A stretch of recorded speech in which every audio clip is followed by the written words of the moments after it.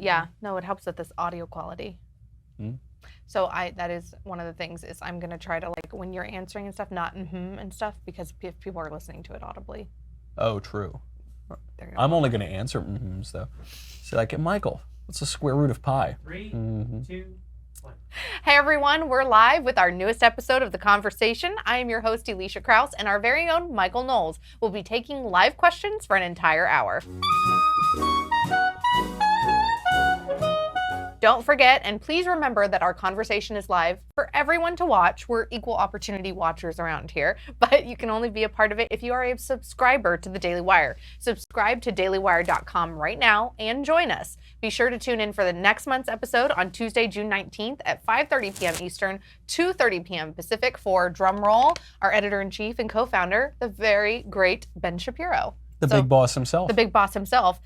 On that day of the conversation, you will probably not be here, though. Where might you be? I think I'll be fired by that point. Oh, no. I meant, like, are you going to be on your honeymoon then? Oh, yeah, that too. Because, it's kind of an important date that's around the corner. Oh, I told Ben was really nice because he said that I could, I could take a week off for a honeymoon or 2 weeks off or never come back, actually, which is really, most bosses, they try to limit you. I don't think that he meant paid, though. He actually meant you could take as much time off as you we'll wanted. have to look into the exact details of it. By the way, HR. I have to tell you, you can probably hear how I'm sounding right now. Yes. I literally have gotten sick and tired of winning. There has been so much winning in the last 2 weeks. I think I have a sinus infection. And the leftist tears don't help you clean out the They're sinus good, cold? yeah. But you sip them, you shoot them up your nostrils. Yeah, it's really good. The saline of those tears. John Kerry tears is perfect. Oh man, John Kerry, right? Wow, there's going to be so much to talk about today. I'm excited to see what our subscribers send in for questions. Oh yeah. It's going to be real good for an entire hour, folks. So very covfefe. God help us all. Lots of covfefe. We have our first one. We do, okay. Let's get rolling. Spencer says, soon to be married bachelor Michael Knowles, can you please confirm or deny for us that you will be a guest on Ben Shapiro's new Sunday special? Well, I'm definitely going to go on it when I just walk into the room. I don't think I'll be a guest. I don't think I'm welcome on it. I have gotten a number of tweets about this because the Ben Sunday special has been going very well. Yeah. People are watching it. It's really good. It looks super cool. Yeah, great guests. the studio is so beautiful. Yeah, so they've been now tweeting at me, and I think mostly to irritate him, and saying, you got to get Knowles on. You got to get Knowles on. So I'll probably just pop in there at some point, just like duck my head in. It'll be like Jonah Goldberg, and Michael's like, oh, hey. Hey, what's up, guys? Yep. What's happening? This question is from Joel. He says, we meet again, Mr. Knowles. As a former bachelor, any advice on how to get out of the friend zone? Ooh, I've never dated before, and my parents met in an arranged marriage. Also, thoughts on incels. On incels? I don't know what are incels. The incels are the people that are like celibate by, right? Oh, yes. Isn't that No, I've heard about this. Involuntary celibacy. Involuntary, not celibacy by choice. That would have been yeah. Well, yeah. I mean, I've been involuntarily celibate at various points of my life, so that's too bad. But I mean, that's kind of a big challenge, going from a culture and a family that there was an arranged marriage to... That is, and how to get out of the friend zone. The friend zone is really tough. You like this girl. I'm a girl. I put dudes in the friend zone. Men in the friend, right, or more.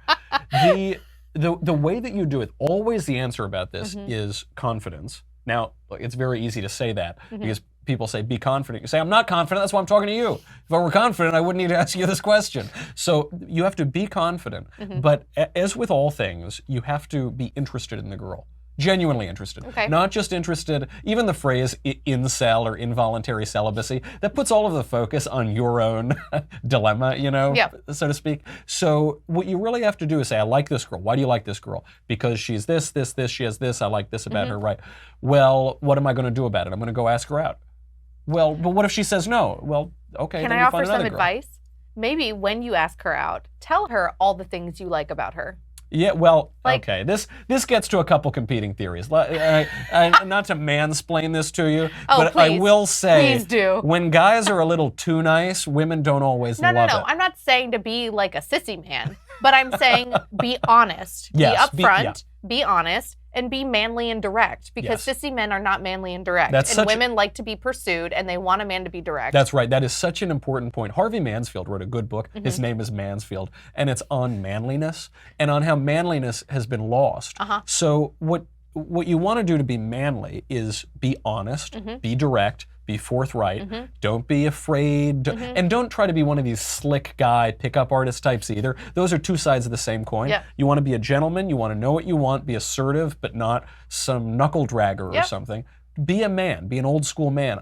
I have found, look, I managed to nab sweet little Elisa. I mean, not yet. Not yet. She still has a little have a while couple to run away, right? Yeah.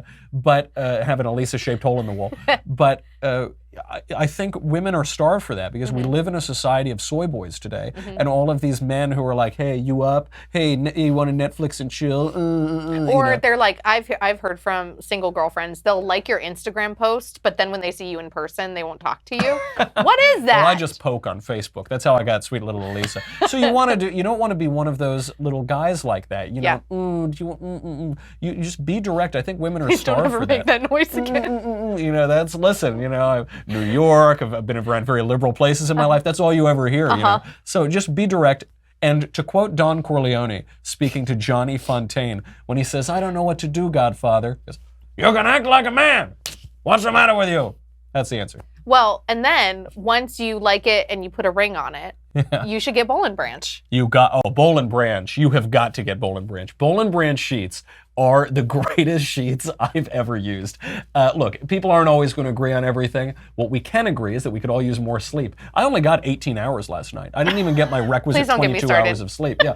So Boll and Branch, always in my whole life, I would buy just the cheapest little sheets you could get, and they were $20 at the store or whatever, and they felt terrible. I didn't realize how good sheets can be. You can get sheets that are like these really high quality, the kind of sheets that they give you in the clouds when you're floating, and sipping covfefe. Those sheets can cost up to $1,000 at retail stores. That's why you've got to check out Boll and Branch. Everything that Boll and Branch makes, from bedding to blankets, is made from pure 100% organic cotton. It means they start out super soft, and they get even softer over time. You buy directly from them, so you're paying wholesale prices. Instead of paying $1,000 for luxury sheets, you're buying Boll and Branch sheets for only a couple $100. Everybody who tries them loves them. That's why they have thousands of 5-star reviews. Forbes, Wall Street Journal, Fast Company, they're all talking about Boll and Branch.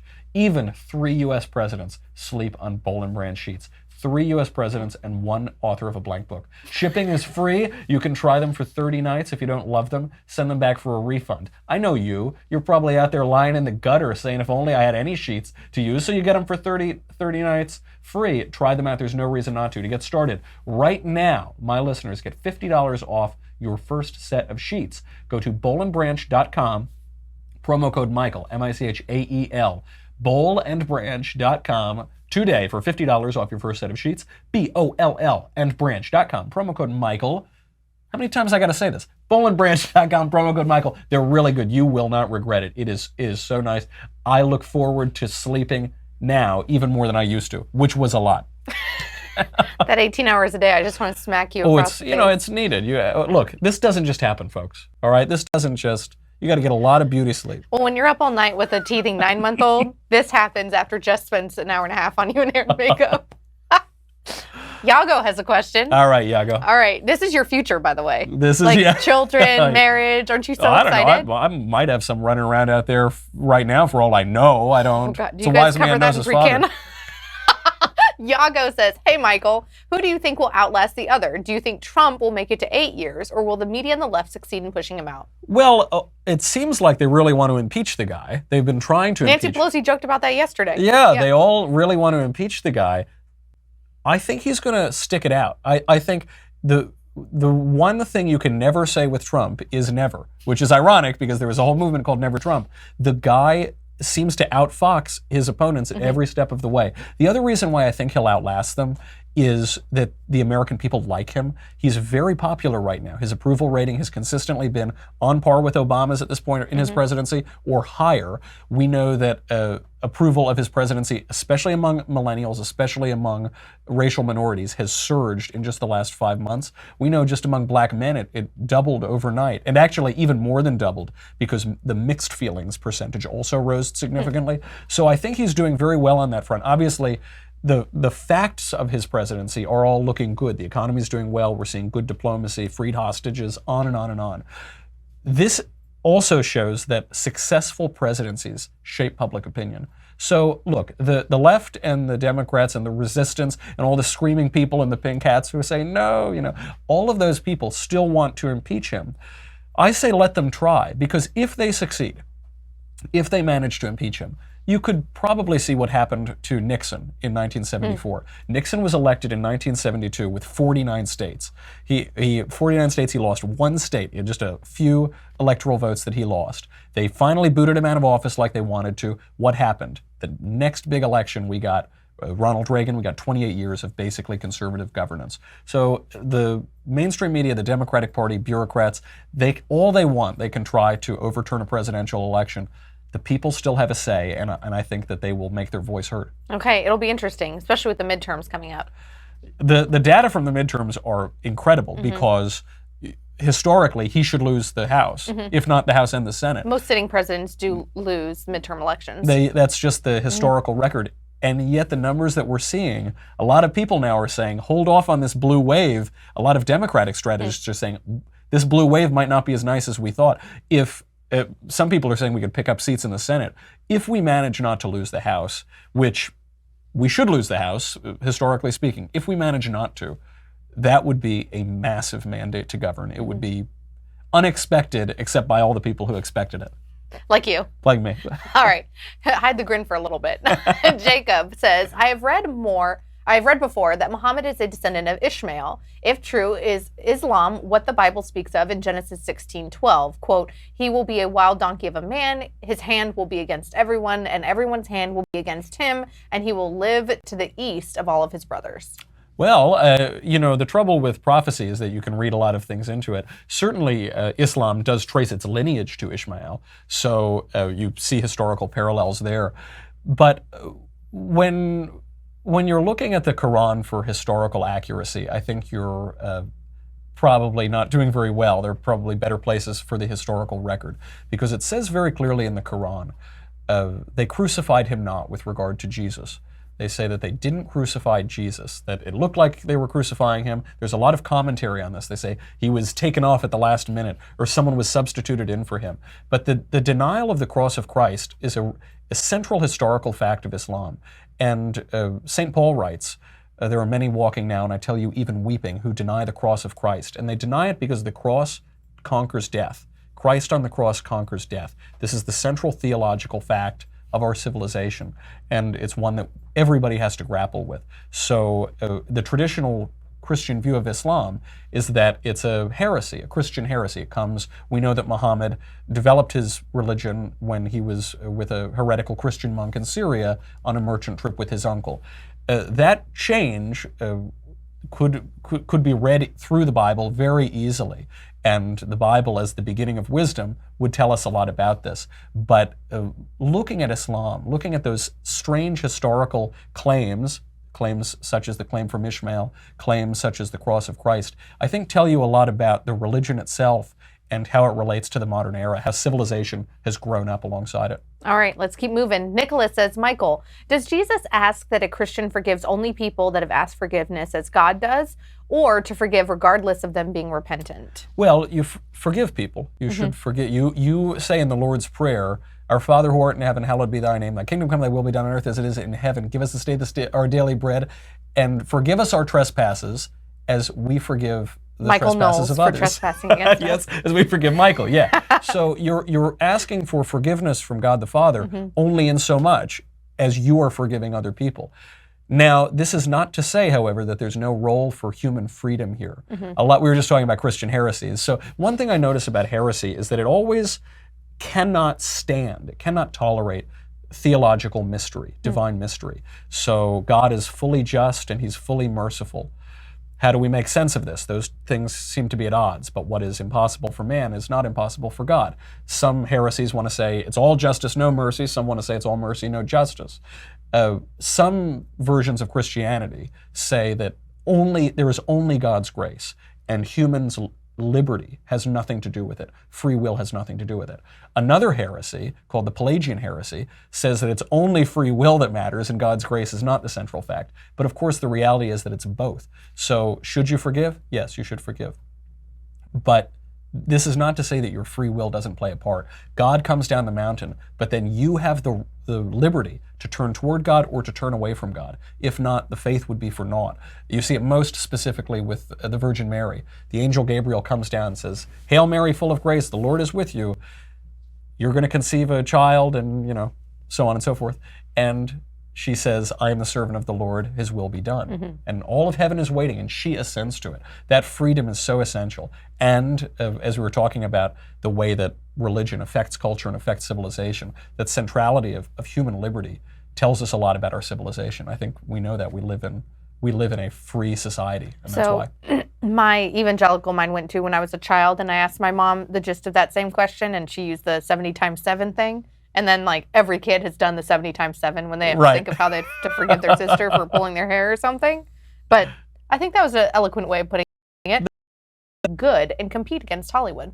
Yeah, I like foreign films. I like Bollywood well enough. It's not that I consume it all the time. If I'm on an airplane, that's usually the only time I say, oh, that's kind of weird. I don't watch Bollywood movies too much. I do watch a lot of foreign films from Russia or Italy or Germany or something. Of course, Russia, in the Western world, obviously Russia. It's important because before I go in to collude with people, I like to know a little bit about their popular culture. That's a good idea, especially since I'm sure most of the Russian films are funded by Putin-loving oligarchs. Right, that's right, yeah. The one today that was in the news, his name is Oleg. His name is actually short for oligarch. Anyway, that's neither here nor there. Oleg the oligarch? Yeah. It's amazing. I do love, though, because obviously Hollywood turns out a bunch of tripe. And the movies have gotten worse. The only area of Hollywood that's gotten better is television, where a lot of the good stories have moved. Streaming services have really enabled that. I strongly advise watching foreign films and foreign television shows, because the way that Hollywood can manipulate your mind is it knows it has a lock on you. It knows that if you're in the popular culture in the United States, you're watching them, you're like plugged in with an electrode into your brain, and so they're going to send you messages.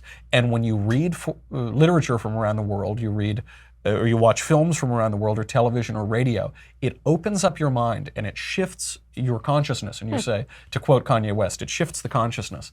And you say, oh, there's another way of looking at the world. Oh, there's another vision that maybe I don't have from popular culture. It's really good. And one of the great advantages of it is it allows you to criticize your own popular culture in the United States. It really puts you ahead. So I strongly advise it. Watching subtitles can be tedious, but it's worth doing. Interesting.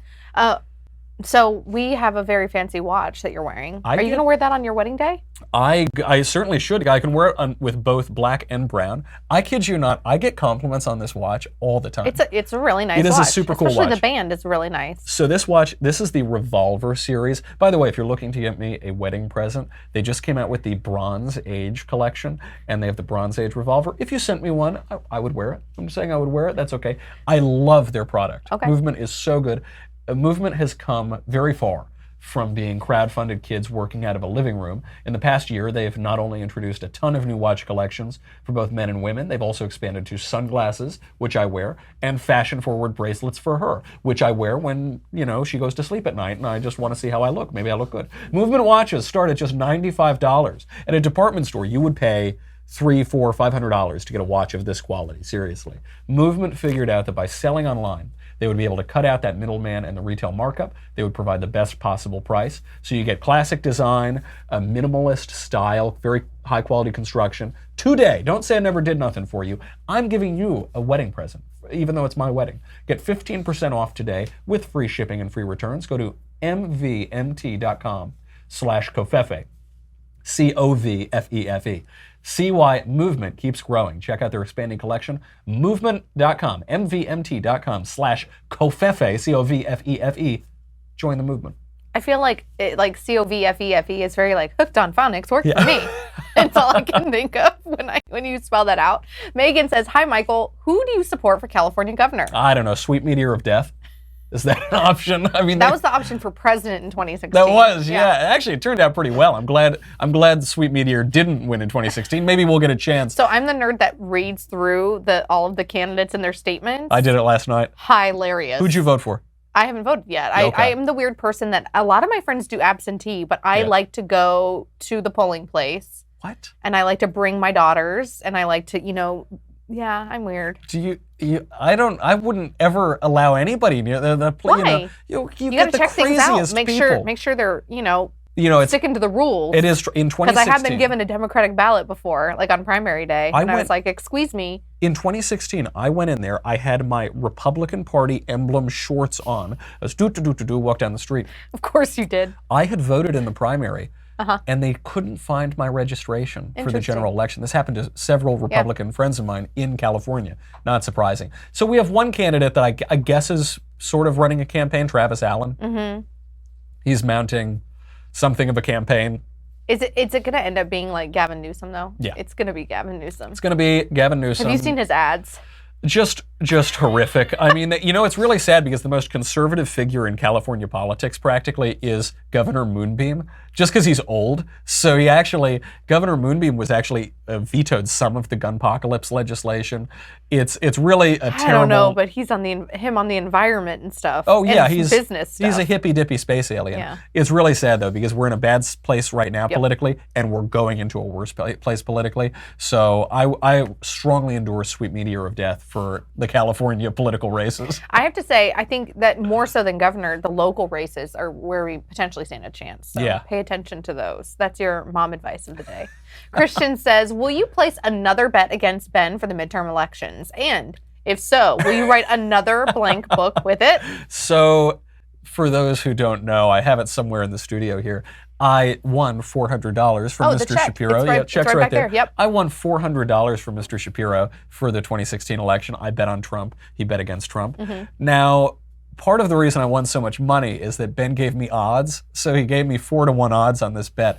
Ben has now told me, because he didn't just lose against me in that election, he lost a few bets. Yeah. He's told me he will never again give odds on a bet. So I don't know, if I just get even odds, I don't know if I want to be that much of a gambling Did you donate man. the money to charity or something? Yeah, I donated it to something, all right. Is the cigar store across the street, is that a charity? I don't think so. Are they a 501c3 yet? Or? I mean, no, we view capitalism as a charity. Yeah, it was pretty good. I guess really, Ben's giving me that check as a charity because he hasn't paid me since then. Oh. So that's sort of a charity. Well, that's a relief. All right. I hope I'm saying this right. Doty? It looks like Doty. That's right, Doty. It looks like the Democrats are losing some ground. So do you think that this will last, or is this Trump's only term? They are losing ground. Mm-hmm. We are winning. I cannot say this emphatically enough. Against all odds, shockingly, we are winning. We're winning on every level because the presidency thus far has been successful as a matter of judicial appointments, as a matter of other appointments, the economy, foreign policy, deregulation. It's just a success so far. It's successful in the popular culture. It's because, as Andrew Breitbart said, politics is downstream of culture. We elected a cultural figure. And surprise, surprise, he's changing the culture. The biggest pop culture star in music, Kanye West, has come out and endorsed the president. He wore the MAGA hat. You had another rapper, Chance the Rapper, who actually doesn't support Donald Trump, and he said black people don't have to vote for Democrats. You're seeing this major cultural shift as well. So this is obviously a success. What does this mean for Democrats in the future? Politics is never settled. There are not permanent answers in politics. It's not philosophy, it's not theology. Politics, as Aristotle defines it, is the affairs of men. Those go back and forth. So eventually, some Democrat probably will win something at some point. I will point out the only people they have in right California. now, and especially California, the only people they have are just old white people. They really are. They just have Hillary, Pocahontas. Is she white? I don't know. You've got Joe Biden. Bernie Sanders is like 500 years old. Nancy Pelosi has been dead for 20 years, I think. Dianne Feinstein. Oh my gosh. I mean, yeah, those, especially in California. So they just do not have the claim to the future. They're not exciting. People don't want to keep that reality show going. They want to watch this reality show, the Make America Great Again reality show. For the near future, I think we're winning. Could that change in a second? Sure. But as of right now, despite the constant negative press, Kofefe. Austin says, Supreme Admiral Knowles. Well, people are giving you the weird names like Clavin. They're using my correct titles, yes. Oh, okay. How do you think the Iran versus Israel conflict will be ultimately resolved? Probably with bombs, if I had to get. No, I don't know. From which side? I don't, first of all, I don't know that it will be ultimately resolved because we're talking about antagonisms that go back thousands of years. Yeah. And certainly over 1,000 years. I can help you out here. When Jesus returns. That's right. Yeah, I suppose that's, in the next age, in the coming age is how that will be resolved. But I will say, also in one of my observations of this administration's success, unlike the previous administration, which basically abandoned our ally Israel and gave the mullahs in Iran everything that they want and bent over backwards for every despot and tin pot dictator around the world. This administration has come out and said, we are not going to play by the old rules. We're going to be unpredictable. They said to the North Korean dictator, hey, you're short and you're fat. I have a big button on my desk that could blow you up at any second. You've got to worry about the madman in America. I mean, that is some really... It wasn't just the big button. It was my button's bigger than your button. My button's bigger than your button, and it works. Let's remember the elementary That's right. type. And, you know, the foreign policy establishment has told us for so long, you have to play within these parameters. You have to do. And what has it gotten us? A lot of failure. This administration comes in and says, bull in a china shop, I am going to threaten you like a wild man on Twitter. And it seems to have worked. We're now defending our ally Israel. Israel is writing God bless Donald Trump on the walls of Jerusalem and dedicating train stations to him. And our adversaries, such as Iran, which is the single greatest threat to the world order for the past foreseeable decades, is now on notice. And so they're going to threaten to hurl some missiles from Syria or whatever, but I think that's easily rebuffed. There's only one guaranteed way you can have peace, to quote Ronald Reagan, and you can have it in the next second, which is surrender. Short of surrender, short of chains and slavery, the way that you can push for peace, the way that you can try to secure peace is from strength. When you have strength, you might have peace. If you offer weakness, you'll get nothing but chaos and war. All right, let's keep moving. I wonder if this has been like our very own Ben Shapiro. We'll see how, depending on how. Dear tough the Michael, you're question fired. So I think it might be, actually. Yeah. Ben says, Michael, why do people say I appeared radical crazy because I had an American flag displayed on my social media profile photo? I feel like that's a trend I've been seeing. Anything pro-America is bad. You're crazy. You're an awful bigot. How dare you? How dare you put that hateful symbol of freedom and justice and equality and prosperity and charity? How awful of you. This is a real trend. Is the American flag like the new Confederate flag? Yes, they, at the University of Irvine, UC Irvine. Oh, they do lots of dumb stuff down there? They do a lot. They voted in the student government to ban the American flag because it's not inclusive enough. And you might say, well, this is insane. America is the only country in the world that it was ever founded to be inclusive, right? To be founded primarily as a creed in this new world that the Europeans discovered, and to bring in people of all colors and races, but all behind an American creed, one that believes in natural rights that come from natural law, that worships a God. So I think this gets to what G.K. Chesterton wrote about in Orthodoxy. He said, there is a thought that stops thought, and that's the only thought that ought to be stopped. And that's what you're seeing when people say the American flag is awful, because when they oppose the American flag, when Colin Kaepernick gets on a knee and protests against the American flag, he's undercutting his own protest. If you use the rights and the freedoms given to you by America to fight against America, you're a house divided against itself. You're not making any sense. That's incoherent. I don't think people quite understand that. You can, some people say, well, you support free speech, so I'm going to use my free speech to shout you down and shut you up. That is not a coherent statement. You can't use the right to undercut the right itself. You see this with people, and it's because they're not thinking very clearly. So on the left now, you get shout your abortion, you get screaming and yelling. There's no civil discourse. And the only way that I think we can deal with these people to try to turn that culture, because there is this cultural movement happening, we have to treat them like children, because they just don't understand. They don't understand what America stands for. They don't understand why what they're saying is not coherent. So I'm not saying you need to punch them in the face. That's not what a good parent does to her child or something.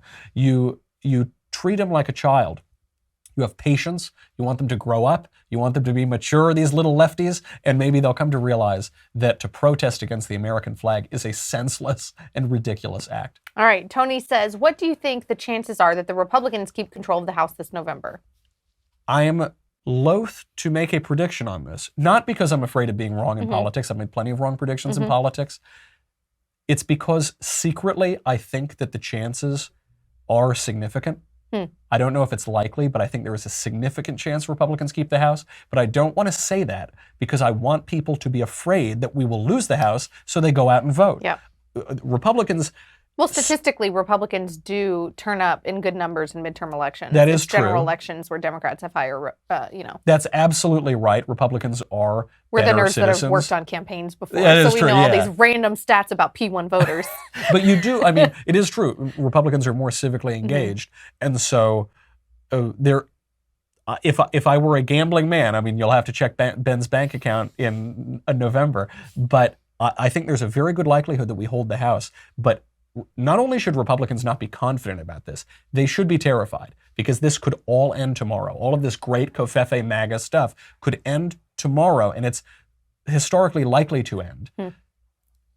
But it's really hard to look at all of the public opinion polling that we're seeing and just all of the facts of legislation, policy, diplomacy, popular culture. It's hard to look at all of that and say that Republicans are down and out. On the contrary, I think everything is moving in our direction. And if Republicans get out and vote, I think there's a good chance that we give ourselves a mandate to govern. Okay. Please remember that this conversation with our very own Michael Knowles is live for everyone to watch, but you can only be a part of it and ask Michael questions if you are a subscriber. So head over to dailywire.com right now and you can join us by asking us questions there. And next month, be sure to tune in for our episode on Tuesday, June 19th at 5:30 p.m. Eastern, 2:30 p.m. Pacific, featuring our editor-in-chief, host of the Ben Shapiro Show, host of the Sunday Show. I mean, he's soon to be host of the Michael Knowles Show, I think. No, I have dibs on that. Yeah, okay, yeah.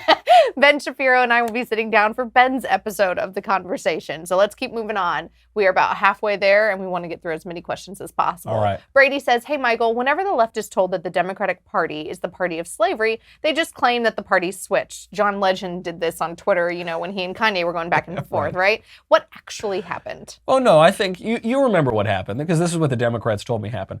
So the Democrats were this awful party that was the party of slavery, the party of the Ku Klux Klan, the party then when we freed all of their slaves, when the Republican Party was founded to free their slaves, then they instituted Jim Crow, and they tried to deprive black Americans of all of their rights, and they tried to harm them and threaten them and lynch them.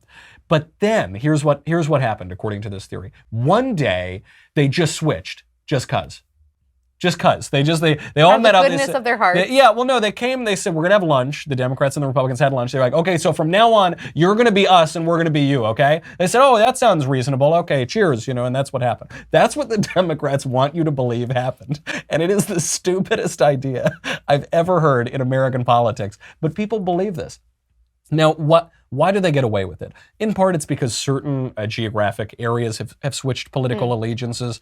In part, it's because the Democratic Party has embraced the left. During the 20th century, many facets of democratic activism were infiltrated by communist Soviet influence.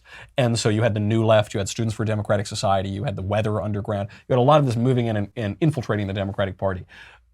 You saw certain racial groups move away. So beginning after the New Deal, black voters tended to move from the Republican Party to the Democratic Party. This is not because they switched in the 1960s. That move over actually predates any civil rights legislation by several decades. You also see Republicans as the party of civil rights. They proposed the first civil rights bill, 1957, I think it was, and then Republicans voted in higher proportion for the civil rights bills in the 1960s. So where do they get this idea from? They get this idea because Democrats today are ashamed of the awful heritage of their party. The Republican Party literally founded to free the slaves, and the first presidential nominee of the Republican Party was James Fremont, as in one of those wonderful bits of historical coincidence or providence. And they're ashamed of that, and because they're lightly educated on history. So they say, well, I don't support that, and so, okay, let's just say it changed. But it's totally incoherent. As with all things in politics, there are a lot of factors moving along. When the Democratic Party moved very far to the left, a lot of those social conservatives that they once had in the South and the Bible Belt, they said, well, we can't embrace atheism, we can't embrace abortion, we can't embrace these far left social policies. And so they started to migrate more to the Republican Party. It has absolutely nothing to do with parties switching, and anyone. If you believe that, I got a beautiful bridge to sell you in Brooklyn. Kate says, where did you receive your unusually robust Catholic a theology education. Thank you for calling it unusually robust. I actually worry that it isn't very robust at all, or not as robust as it should be. Behind the scenes, sometimes Michael studies up on Catholicism. I do all the time, constantly. Before the conversation. Oh yeah, I'm going to get all these theological questions. The things that really help are, the first guy I'm going to recommend is actually a Protestant, but he's like a crypto-Catholic, is C.S. Lewis, almost a Catholic. So I love reading Lewis or Chesterton, or Hilaire Belloc is a particularly good Catholic writer. But if you have simple questions about Catholicism, because a lot of times you'll hear people of other Christian denominations and sects say, well, I can't believe you're a Catholic. Catholics worship saints and worship Mary and believe in justification through works, or whatever nonsense they start saying. And I realize that a lot of people don't disagree with the Catholic faith and don't attack the Catholic faith. They attack a ridiculous caricature that someone wrote of the Catholic faith that has nothing to do with Catholic dogma and Catholic tradition and history. So they'll say, well, my church reads the Bible. And I tell them my church wrote the Bible, so there's a little difference there. But one wonderful resource for this is there's a website called Catholic Answers. And so I hate to tell you, Google it, but Google it. The Catholics, because the church has been around for 2,000 years, they've thought through a lot of things. And so you could ask the Catholic Church, what should I have for lunch on Tuesday? And I'd say, brisket and orange soda because of this part of Scripture or whatever. And so if you just Google it, Catholic Answers has taken a lot of the very popular questions and given beautiful scriptural and church father analysis of how they've come to those answers. It's a wonderful resource, and the best part of it all, much like our eternal salvation, is it's free. It comes at a price that you can afford. So I recommend you check it out. Okay, but nobody died to build Catholic Answers. No, somebody did die for our salvation. That's right. That's clarify. True. But then he gave us all the Catholic answers. So Kevin says, "Hey, Michael, fellow Catholic here. What are your thoughts on the traditional Latin Mass?" I love it. I am such a fan. Are you having a full Mass for the wedding ceremony? We'll be doing so. My priest is that. Did I say that right? Yeah. Okay. My priest is one of the people who turned me on to the Catholic, or to the traditional Latin Mass. And he's a priest in New York, Father George Rutler. He's a phenomenal writer, and he's had television shows, and look up anything you can find of him. His writing has been very influential on the way that I think about things. And he does a New Yorker kind of Latin Mass, which is there's a lot of chanting, there's a lot of Latin, but it kind of moves along. Sometimes the traditional Latin Mass you'll hear like, Credo in unum, it's nice long chanting. In New York, we got places to be. You got to move it a little faster than that. I really love it. Some of the older Anglican rites are really good for this too. There's some chanting, there's some English, there's some Latin. And then you can get the Tridentine Mass in most cities in the country, if not all cities, which is the full, all in Latin, beautiful chanting. It's really nice because after Vatican II, you had a lot of acoustic guitars and, maracas or something, and the liturgy just suffered so much. Part of going to the Mass is you're participating in a ritual. There's a sacrament that's happening, the Eucharist. And what a sacrament is when heaven and earth touch one another, when the metaphysical and the physical touch one another, the symbol and the symbolized. It's not just a symbol, it's not just a symbol of Christ's sacrifice, and it's not literally a hunk of flesh. It's the two coming together in one, in a sacrament. And when you're in a beautiful liturgy, you're awed by that. That's the first feeling. The beginning of wisdom is fear of the Lord. The feeling that you have is one of awe and wonder and holy fear. And you don't always get that in the suburban churches with the electric guitars. Maybe you can, but not frequently in my experience. So that traditional liturgy, if you haven't experienced it, you can even go to Eastern Orthodox. It doesn't have to just be a Catholic liturgy. I think the Eastern Orthodox, they have twice the liturgy and half the Pope. So those can be really, really beautiful. But I recommend you check it out because it's the experience of it. It puts your whole body into it. It's not just rationalism. It's not just abstraction.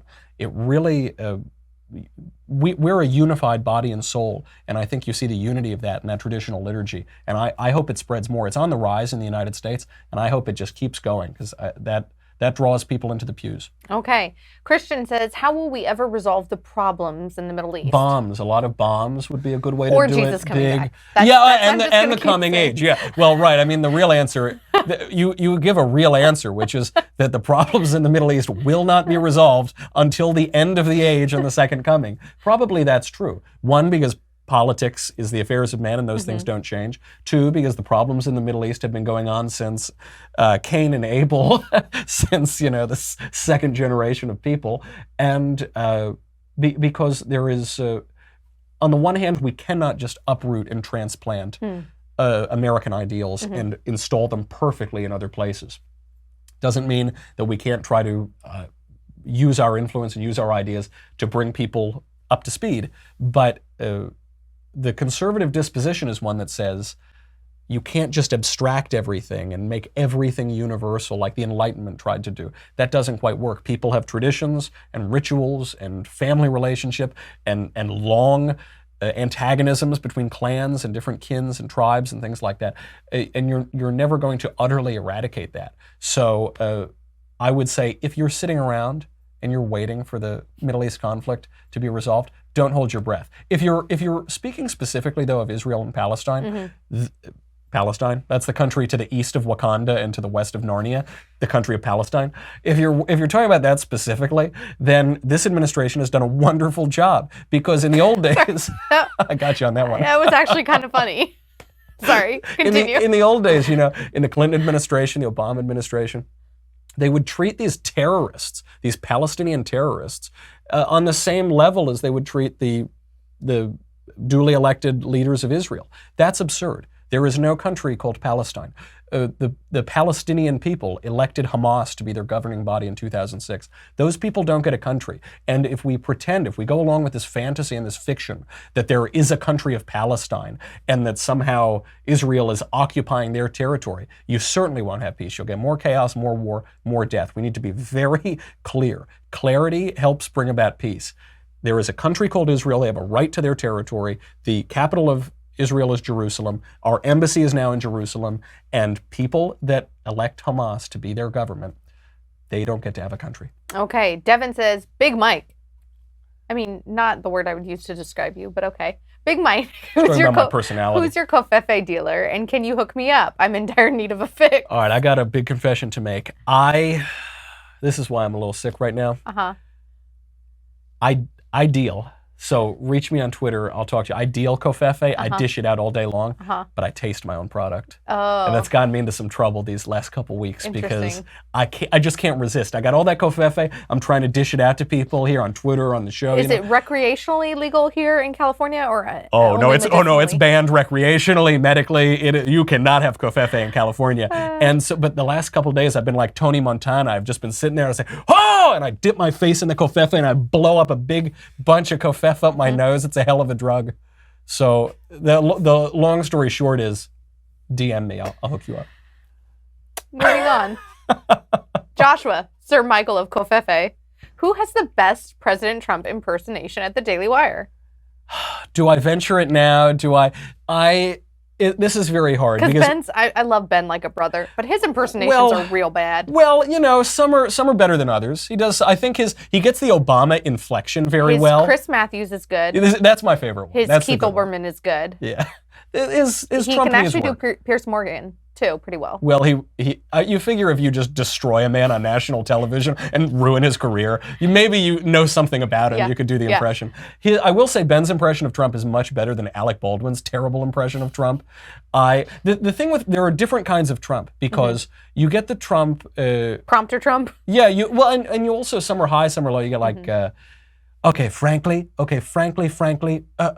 it's the airy Trump. But then sometimes Trump is very like on his voice, right? Like, we will make America great again, okay? Okay, folks, we're gonna do it, folks. We're gonna do it. And those are two different shades of Trump. And an impression is not an impersonation. It gives you just a little idea of Trump. So maybe I think our various impressions of Trump is altogether the perfect one? It's altogether the perfect one, but it gets to how we see the man.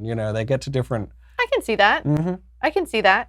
maybe Alec Baldwin's impersonation of Trump is so bad because he views only the bad of the man. Yeah, and he's just terrible at doing impressions. Yeah, there's also that. Good actor, though. ABC's giving him a Sunday night show, a talk show. That guy. Did you ever, I have to say, I can't believe I'm plugging his stupid podcast. He used to have this podcast, Alec Baldwin, on, I think it was NPR, and it was like a caricature of an NPR podcast. That's amazing. It was called Here's the Thing. And he goes, hi, I'm Alec Baldwin. And here's the thing. You just think, how are you keeping a straight face? It was an awful podcast. My favorite Alec Baldwin moment of all time is when I worked for the great American Sean Hannity. Oh, yeah. Sorry, let me segue for a moment. And he was on a show on WABC, and Mark Levin and Sean Hannity called in, and they were all just yelling at each other. And it's the best, most epic talk radio on the face of the planet. That's just like Firing Line, you know? It's so good. Joel says, what's the best resource to figure out who to vote for during the primary season? I use Eeny, Meeny, Miny, Mo on the California ballot because my vote doesn't really matter here. So I actually do. The other day, I was looking at the California primary ballot, and it was all these Democrats running for whatever. And then one of the people running is a bus driver. He was running for Secretary of State or something. He was a Republican. And I thought he was running for Senate against Dianne Feinstein. Oh, okay. And I thought, yes, I would much rather vote for any bus driver in this entire country than Dianne Feinstein. So I put that there. There are some good resources out there. If you want to find out for conservatives, a lot of different outlets, Club for Growth, Conservative Review, a few other places put out scorecards. Mm-hmm. Take it a little bit with a grain of salt because these organizations have their priorities. So an A+ from the Club for Growth is going to be a different than an A+ from the NRA, for instance. But I would check out those scorecards because they're very good. The reason that we have lobbying in this country, other than that it's enshrined in our First Amendment, is because we don't have the time to become experts on every topic in politics. Mm-hmm. So we need people who are experts to give us the highlights, give us the executive memo. I usually check it out that way. And there is a little bit go with your gut on certain candidates because politics is not just about everyone's position on issues. It's also about the ethos. It's also about the spirit of a person. If they're going to fight, if they're going to change their minds, if they're going to, for instance, on the question of moving the embassy in Israel to Jerusalem, everybody promised that they would do it. Bill Clinton, George W. Bush, Barack Obama, everyone always promises, none of them do it. Trump promised, I expected he wouldn't do it, just like everyone else, and then he did it because he's a different type of politician than those other guys. You need to know with the people you're voting for, are they the kind of politician who's actually going to follow through on their word? Or if they say this, it really means this? So you got to go with your gut a little bit there. But use all of those resources on the issues because those people have done the research that you don't have time to do. Okay, Norm says, do you find Jordan Peterson's attempts to rephrase conservative and religious wisdom in secular, materialistic terms to be a valuable project? Or is too much lost in his attempted translation of it? I do think it's a very valuable project. I've had Jordan on the show a couple times, and I have tried to baptize him both times. Because I do find in Jordan's writing that he's speaking about Christ. He is speaking about Jesus. And I know that's not fashionable, and I know that's not sophisticated in today's culture to say that. It's much more sophisticated to say, well, he's getting to the idea of the divine that is evoked in our consciousness and the way that language is right, Bob, okay, sure. That's the more sophisticated way. But the more precise way is he's reaching for Jesus. And so that's a little frustrating when he won't go all the way and I try to throw water on him through the camera or through the Skype set. But what he's doing is so incredibly important because what he is doing is he is engaging a whole array of people who have been brought up with this stupid idea of atheism, this idea that is not philosophically tenable. There are not good arguments for atheism. And he's going in and getting them like a gateway drug to say, there's purpose in life, life has meaning, you should clean your room, there is objective truth. He's going through and setting people up to the point where I think they can take in theology or philosophy. And I don't know that someone who isn't a mild-mannered psychologist from Canada could do that right now. I think he might be the perfect entry point. I say this all the time. People say, Michael, you're a Catholic, so do you think that we should eradicate all of these different Protestant speakers or this or that? I don't think so at all. I've loved reading Protestant speakers. They brought me away from atheism and brought me into a fuller understanding of the church. I then went further. I then went further theologically than many of those writers would be willing to do. But you need those gateway drugs. I don't want to let the perfect be the enemy of the good. If people read Jordan Peterson and they are imbued with these thoughts of truth, objective morality, those kind of things, awesome. That guy deserves sainthood. All right.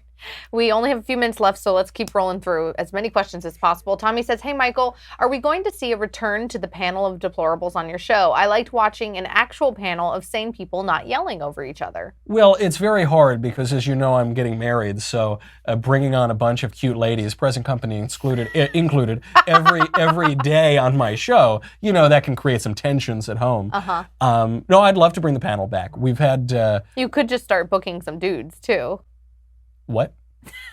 I'm just saying, some guys... I don't know. No, I'm talking about the panel. Some guys actually have, decent political thoughts. Not many, but I'm saying you don't just need ladies like myself on the panel. No, okay, so I see the confusion. Because you're on there, you're giving your thoughts. It's very interesting for the audience. But when the ladies are on the panel, usually I'm just there, I'm just sort of staring, kind of mindlessly. So I had to stop that for my own. Okay. And there's also Paul Cardinal Bois who would come on, I guess. Yes. His Eminence. Live from the Vatican. Yeah, live from the Vatican. No, I love doing the panel. We switched it up a little bit because I wanted to do some of these longer interviews, which I've been doing on the show in the last month or two. But we tried to bring them back recently for a show, and I think this was Satan's fault. All of the tech broke down, and so I lost everyone who was on the panel. We couldn't do it, but we're going to try to do it again soon because I do love getting everyone's opinion, and those guys are all my pals. I did a Fox hit on Sunday, and Ali Stuckey was one of the people. Ali Stuckey, and then Charlie Kirk was on there,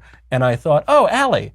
Oh man, I haven't seen you on camera since. This is like the panel of deplorables, but on Fox News. So we got to do it again. We'll bring it back. Alrighty. Jacob says, hey Michael, young Christian here with an ecology degree. This field is based in a lot of controversial science, such as climate change. How do I keep my credibility? Well, I suppose it is a little controversial because it's all these lefties and materialist types there. One place where they go wrong with climate change, because I think so much of the conversation of climate change is incoherent, and it's really people having theological debates and pretending that they're having a scientific debate. So if there is a question, is the Earth warming somewhat? I don't know, possibly. I talked to Richard Lindzen about this, former atmospherics physicist at MIT, and he said there might be some evidence that it's warming slightly. There isn't a lot of evidence that it would be catastrophic. There's some evidence it could be beneficial. The models are insufficient, and they've always been wrong, so who knows? And I think what people are really having with climate change is a substitute for religion, because everybody's got to serve somebody.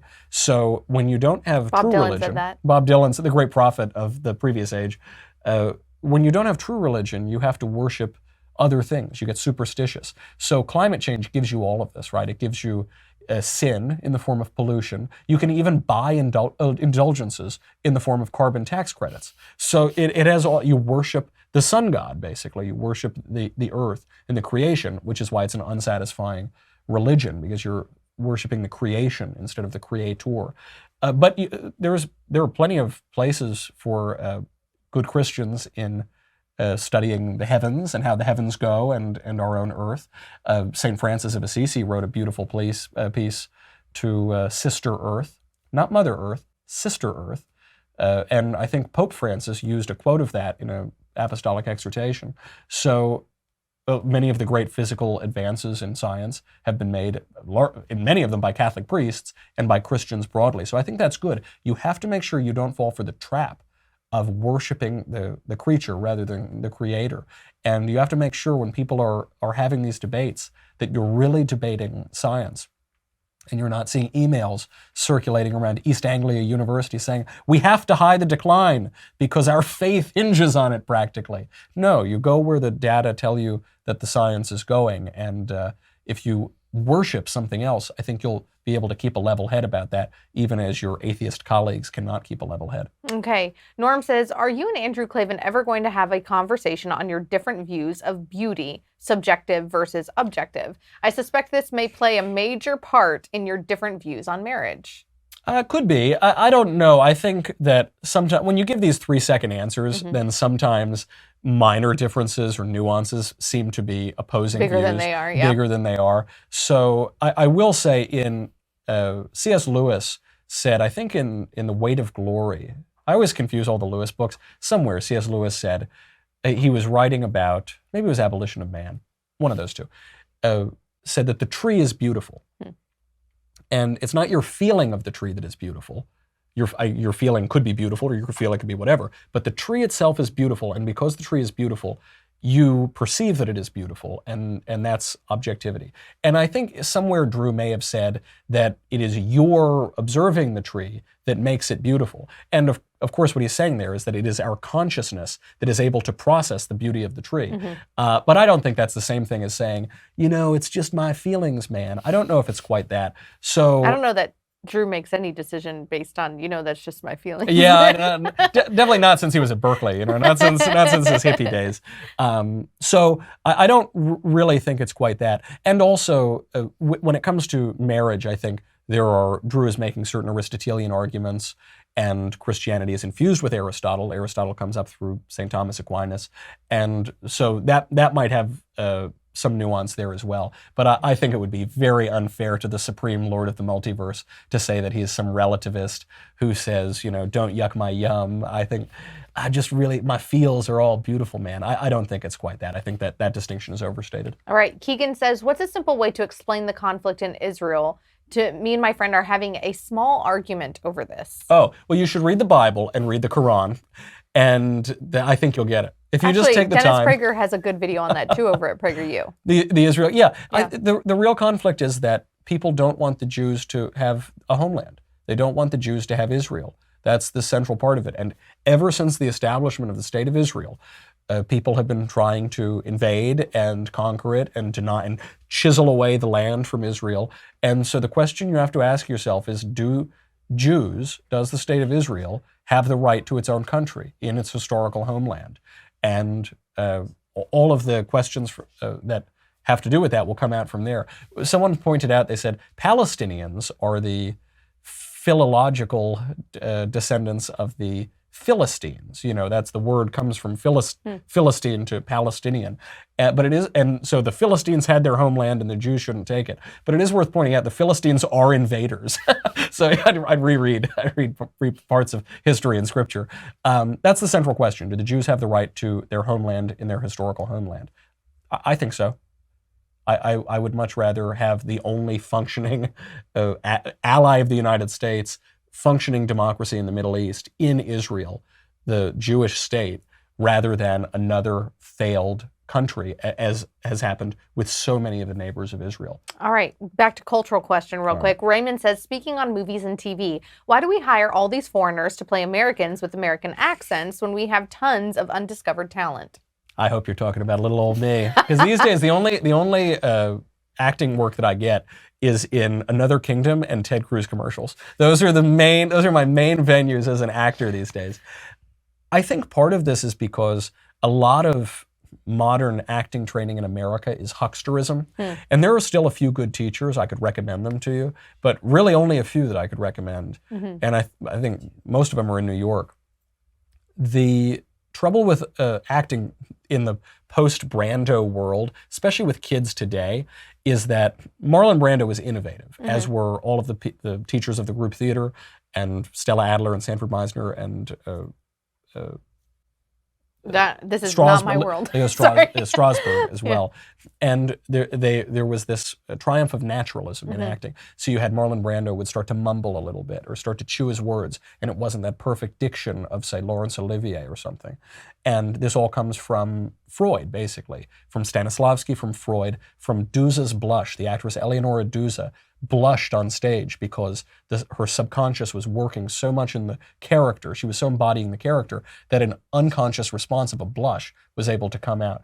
And modern actors in America have taken this far too far, and they don't make any choices. They just sort of stand there and mumble because they think any choice is not naturalistic. But that isn't true. There's nothing, as Stella Adler said, there's nothing natural about boring the audience to death. There's nothing organic about boring your audience to death. And so you see much better actors come in, and they can make choices from overseas. There also just aren't great roles for certain demographics. So there's like one role for black people every year. There are a lot of great black actors. So on average, the black performance in America is much better. I think that's one of the reasons why. And we have more of a celebrity culture, whereas there is still that classical theatrical tradition in London. If you're going to be a British actor, there's a good chance you really want to do the craft rather than just get insta-famous and put Kardashians in movies or something. And be able to charge $1 million per post. Right.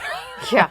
Julian says, Miguel, in summary, what are the pillars of Catholicism that brought you back to the church? Can you do this in a minute or less? I could probably sum up 2,000 years in a minute or less. In an auctioneer tone. Go. There's a question of moral authority. So the question is the Pope the Pope? Is the church the church? Did Christ institute a church on earth? Did he say to Peter, Peter, you are the rock, and on this rock I will build my church? Did he say, you have the keys to the kingdom of heaven? Whatever you bind on earth will be bound in heaven. Whatever you loose on earth will be loosed in heaven. Feed my sheep. Do you love me? Do you love me? Feed my sheep. Did the risen Lord instruct the apostles for 40 days on how to build the church and tell them where to go and tell them how to go and tell them to sell their cloaks and buy a sword and tell them to go here or there, tell Peter where he was going to die? Was there an understanding of the early church community in the apostolic age, in the early ecumenical councils? Was there an understanding of succession and where certain churches, say the bishopric of Alexandria, they would look to the Bishop of Rome to resolve certain disputes? Has that evolved over time? Is the church a living institution? And is a sacrament a sacrament? Is a sacrament the meeting of heaven and earth, the metaphysical and the physical, in the real institution of the church? If our God-man, unlike all of these other religions, if the divine logos of the universe came down and became a man, enfleshed himself, and really died for our sins, chose particular people at a particular place at a particular time to be his apostles and to spread the good news, then does he have a particular church in real space and time? And it seems to me the answer is clearly yes. And what springs from that is the only theology and institution that has endured for the entire history of Christendom, Christianity. All right. We're done. All right. Here we go. A real easy question to end on. Defend the 2,000-year-old faith. Yeah, okay, good. Thanks, everyone, for joining us. Thank you, Michael, for being here this month. We'll see you in a couple of months. Or, tomorrow over on the Michael Knowles Show. Right. You can subscribe to thedailywire.com now, and then you can be a part of next month's episode of The Conversation on Tuesday, June 19th at 5:30 p.m. Eastern, 2:30 p.m. Pacific, and that's featuring our very own Ben Shapiro. I am Alicia Krause. I am Michael Knowles. This was The Conversation with Michael Knowles, and we'll see you next month.